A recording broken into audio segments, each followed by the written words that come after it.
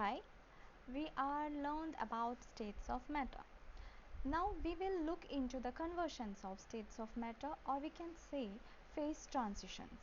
Let's get into it. Solid, liquid, gas are the common states we can observe. While heating, solid state can be converted into liquid state. Further heating of the liquid phase results into gas phase. While cooling of gas, they can be converted into liquid state. Cooling of the liquid phase results in solid phase. So we can say these states of matter are interconvertible by changing the temperature and pressure.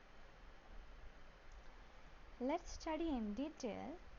Solid converts into liquid on heating, and this process is called melting or fusion.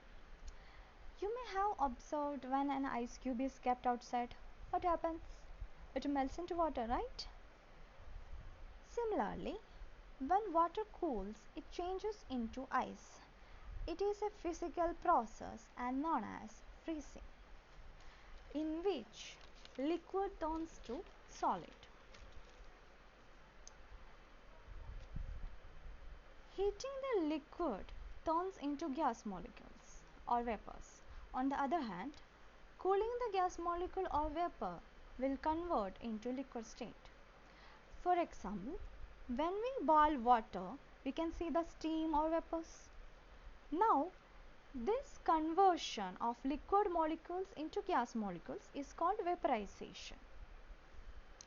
Now, when we place a lid on the vessel that has a boiling water, what happens? The vapors will hit the lid, right? And the temperature difference results in the formation of water droplets. And this physical process is known as condensation.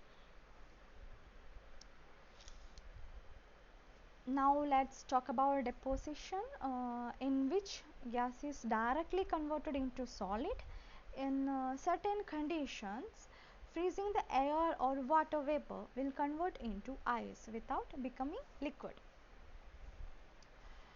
In the same way, due to high temperature, solid directly converts into gas state and is known as sublimation, in which solid is directly transferred into gas state without passing through the liquid state. Deposition and sublimation are the reverse process of each other. Let's recall the things.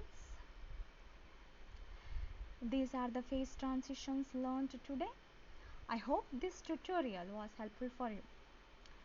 Please subscribe for more videos. Thank you.